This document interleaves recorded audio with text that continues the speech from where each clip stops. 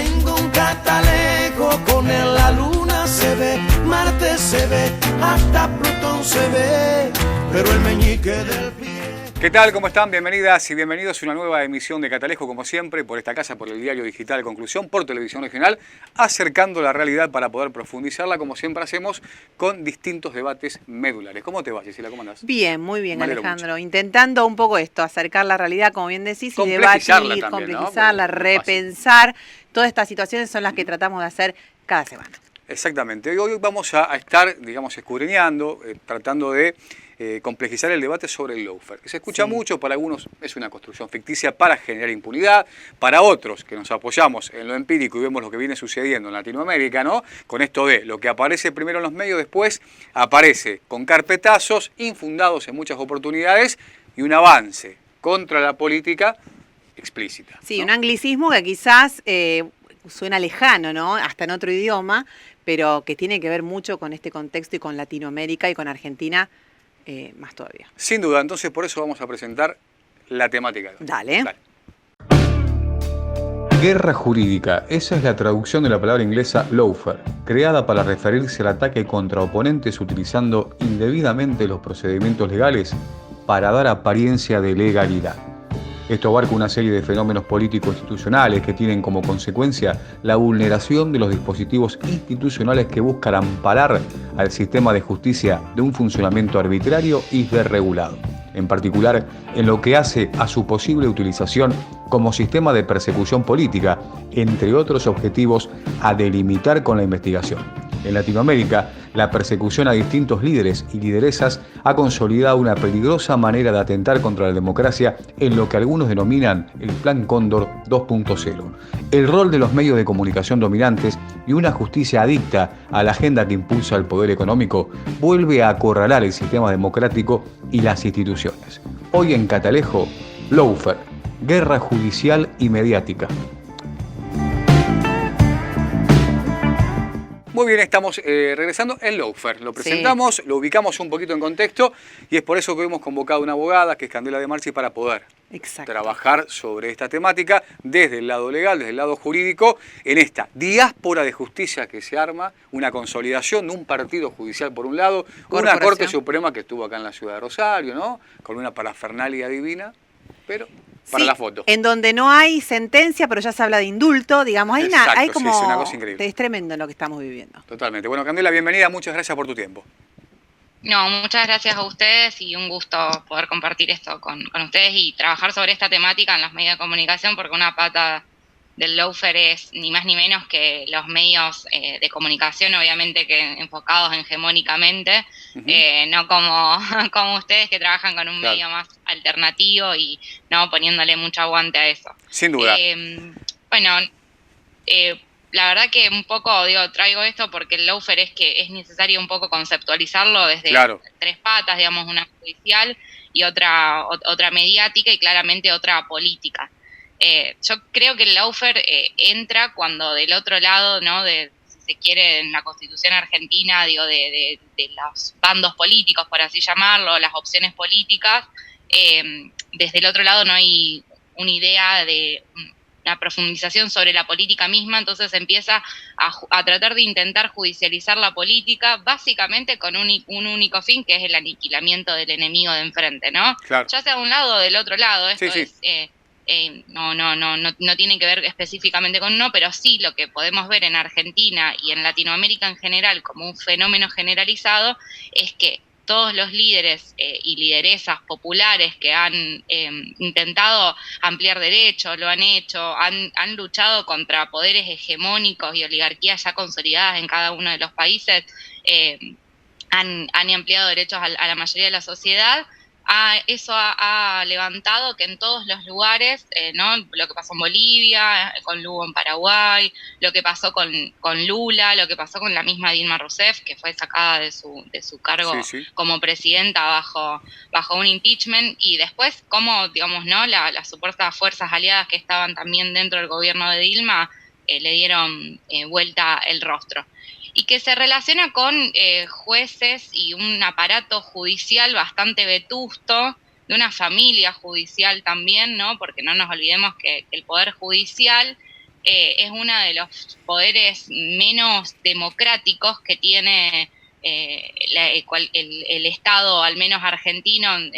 Podemos hablar profundizar un poco más, ¿no? Desde otro conocimiento, pero que ha sido claramente uno de los poderes menos democráticos.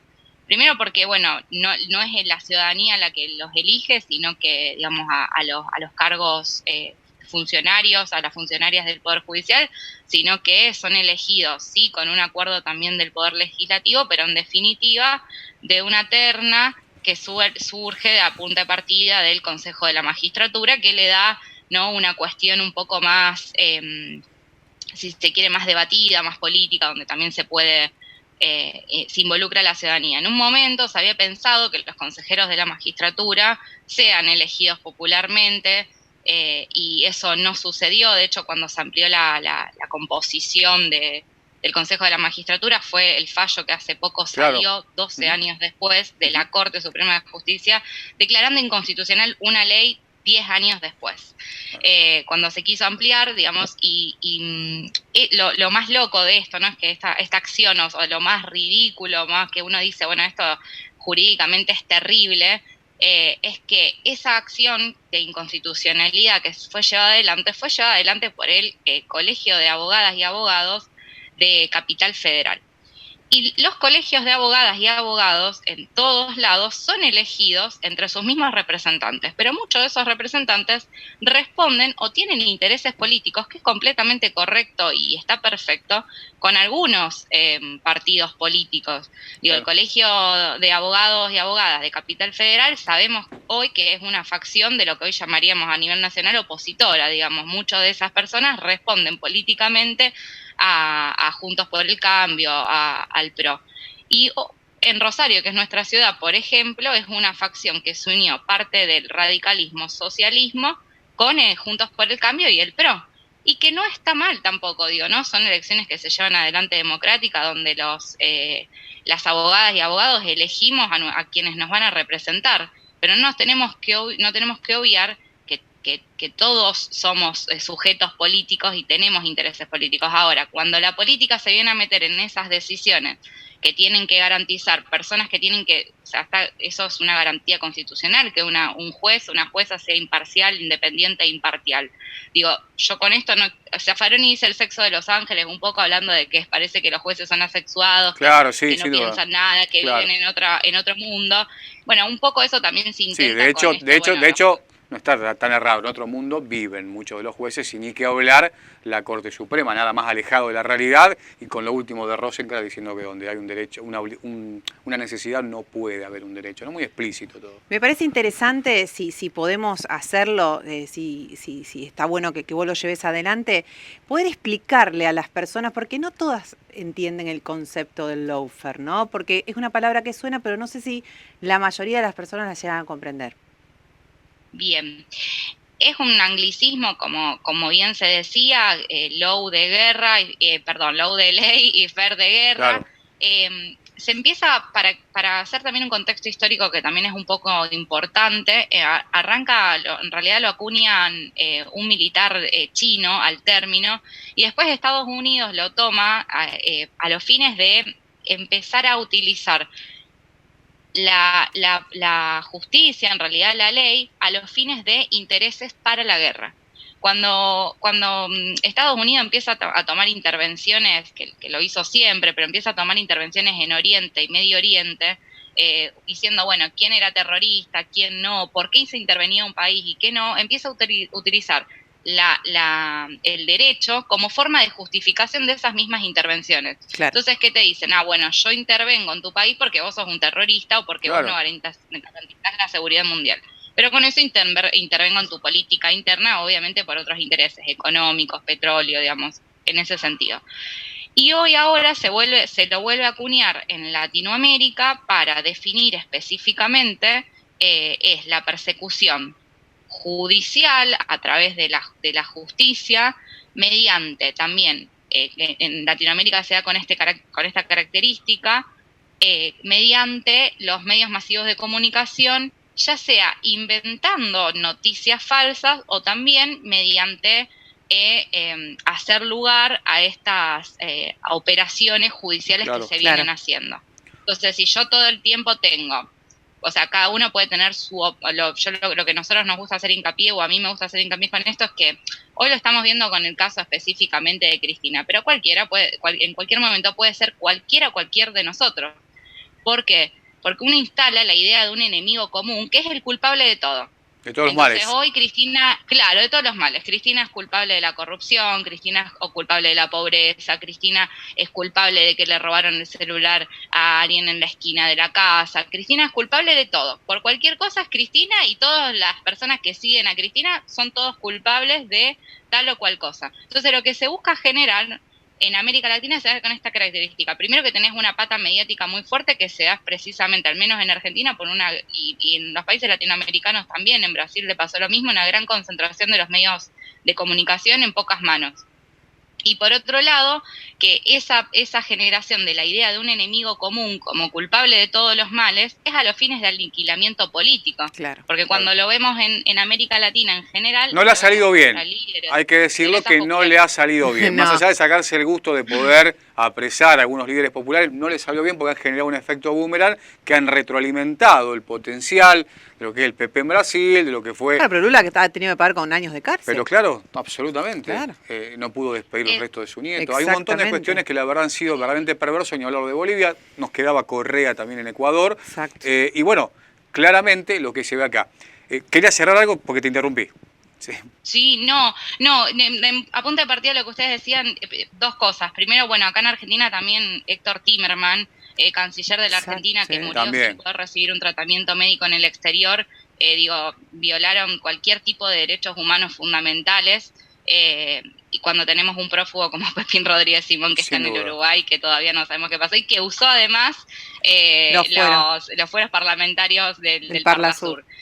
De tanto que se quejaron del Parla Azul, que era una ñocada que decía... Tal cual. Bueno, Sí, y lo de Timerman en el esa mamarracho, en el mamarracho de lo que fue el memorándum con Irán, Con ¿no? Irán. Una cosa aberrante desde lo jurídico, donde se lo puede analizar y mirar. Y bueno, Timerman murió, digamos, justamente por el impedimento, por esa causa. Nos quedan pocos minutos para el primer cortecito, Sí. pero ya que estamos por acá, charlábamos con Mauro Bricio la semana pasada, que está impulsando la ley anti-fake news, hablando justamente de lo que es la manipulación de la mentira como herramienta política, y bien lo que marcábamos.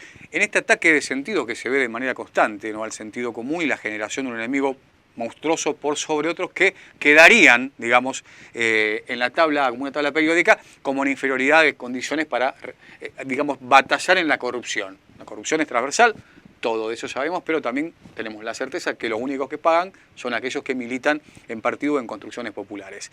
En este ataque de sentidos, claramente lo que se busca hacer es demonizar a una persona para salvaguardar la imagen del otro. Tenemos un expresidente multiprocesado que ha fugado una deuda sideral histórica y completamente ilegal, y que claramente ha estado involucrado desde los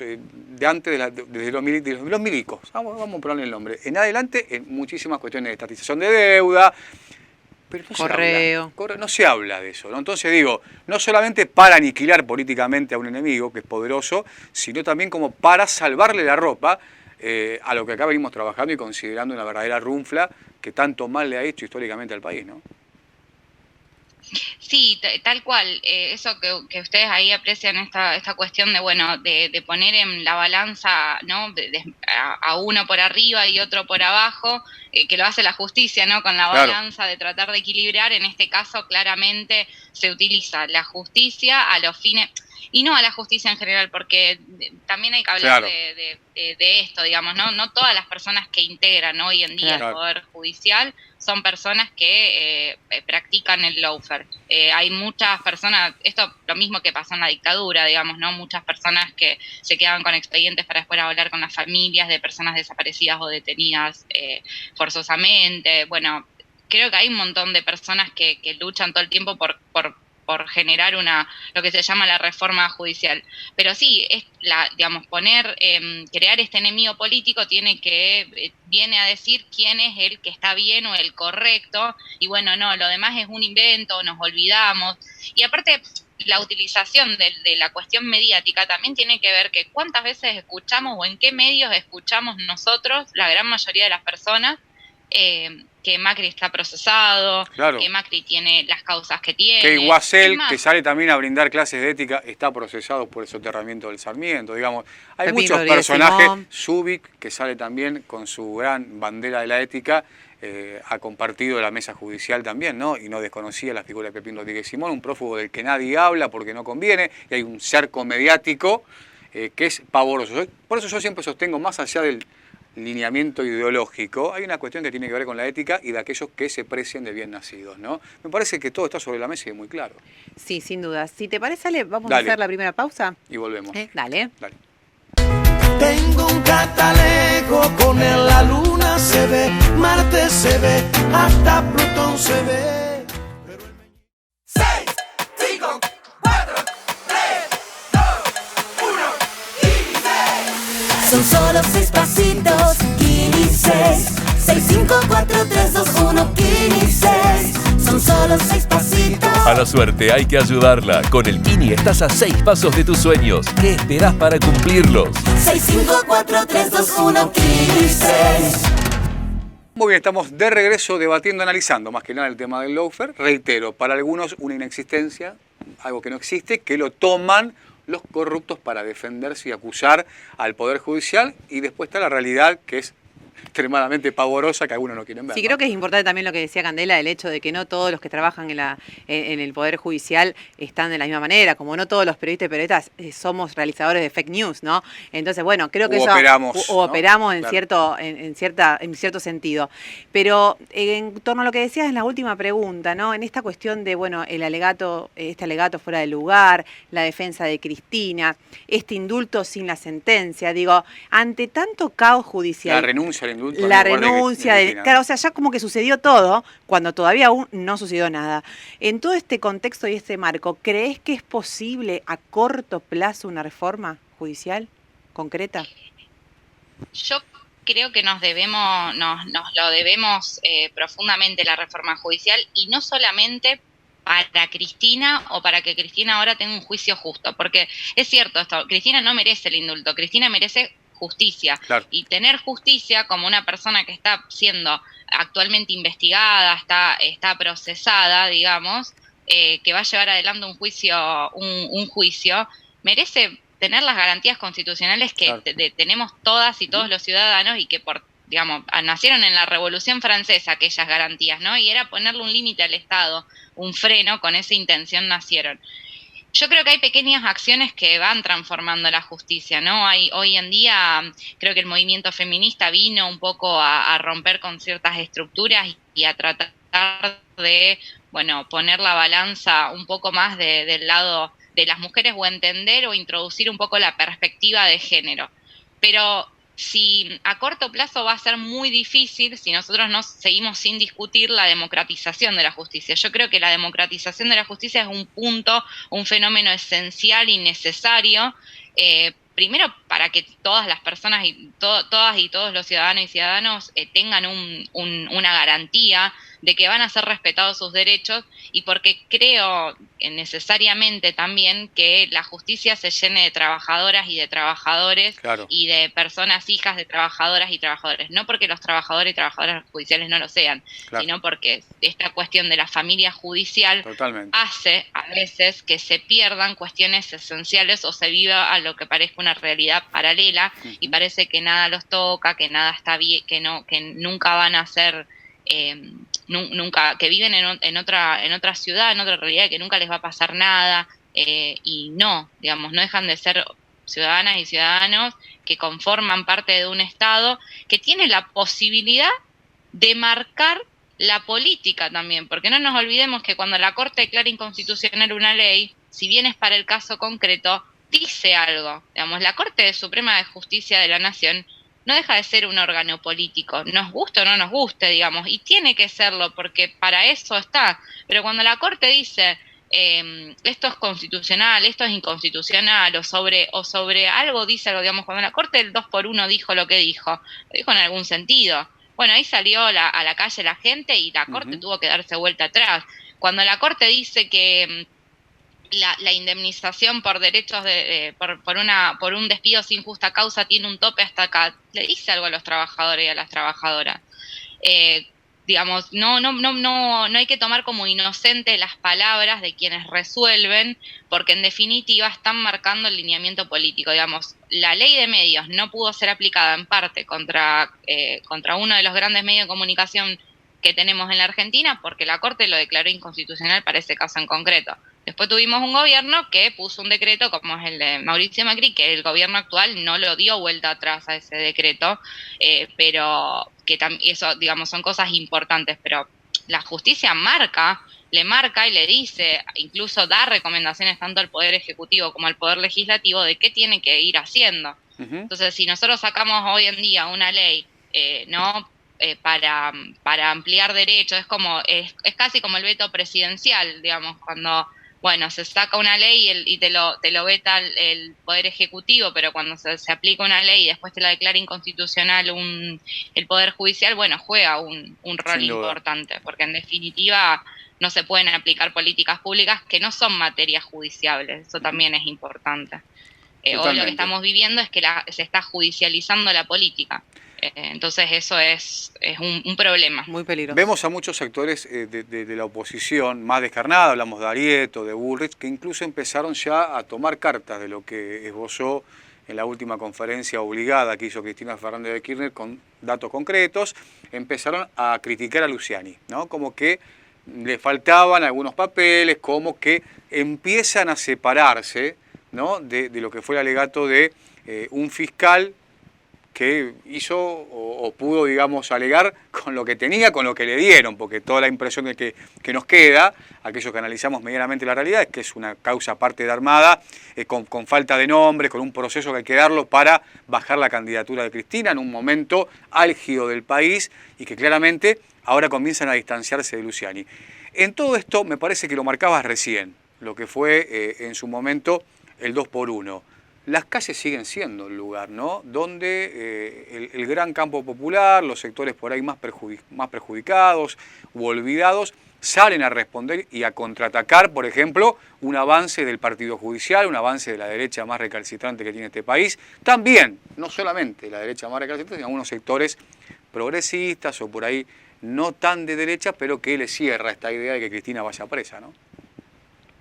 Sí, eso es un peligro, porque cuando no nos ponemos a defender el Estado de Derecho, estamos ahí de entrar en en algo muy peligroso, que es un Estado absolutista, en términos, ¿no? de un freno a lo que pueda hacer sobre las personas. Digo, yo quiero remarcar esto. Hoy particularmente es Cristina, pero mañana puede ser cualquiera de nosotras y nosotros que estamos presentes. Y eso es un peligro y eso es lo que hay que salir a defender.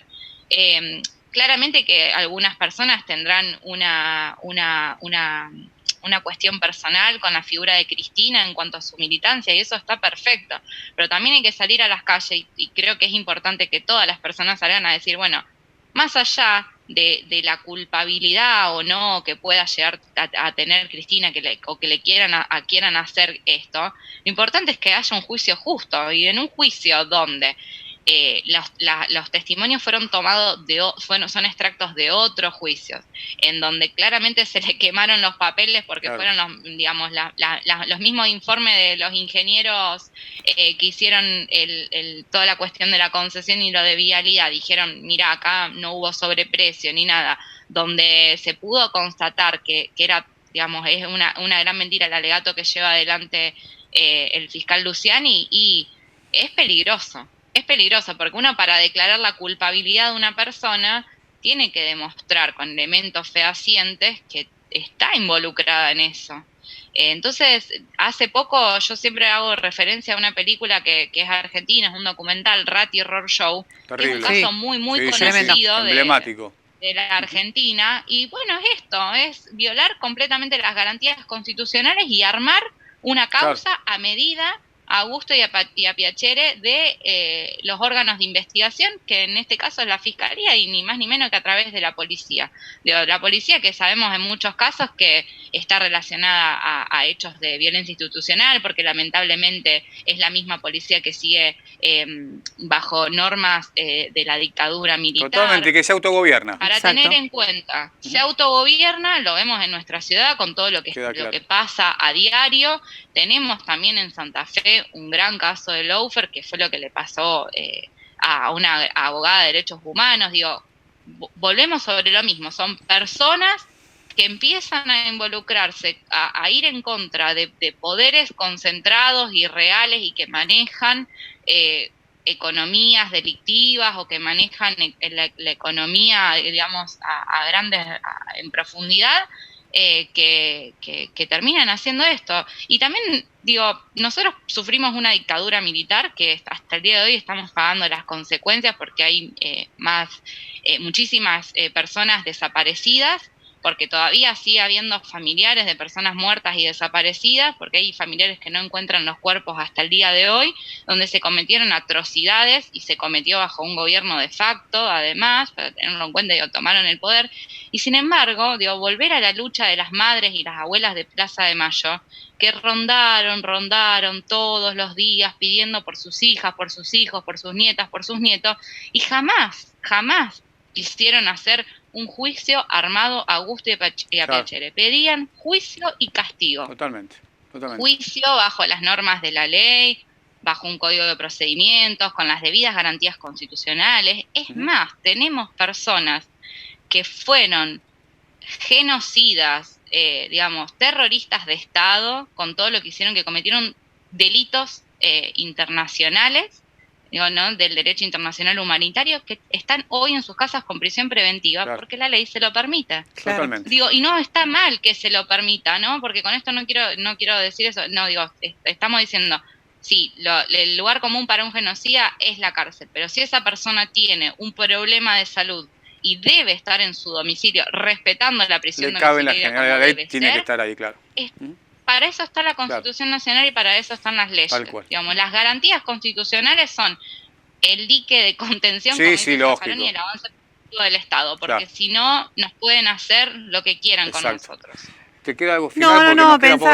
Pensaba justamente eso. Es imposible, digamos, que esto cambie si no hay un acercamiento, ¿no?, del Poder Judicial al pueblo, y también que el pueblo se apropie de esto, se apropie de querer modificar esta justicia. Es imposible seguir con esta justicia. No es posible. Partido judicial, pero tenemos que apropiarnos, nos tenemos que apropiar de eso y salir a justamente defender, como decía también Candela, que no es, hoy es Cristina, mañana podemos ser nosotros. Vamos a ser la nosotros. derecha no suele pedir permiso en el mundo, no solamente en este país. Candela, algo más para cerrar, una reflexión final, nos queda nada de tiempo.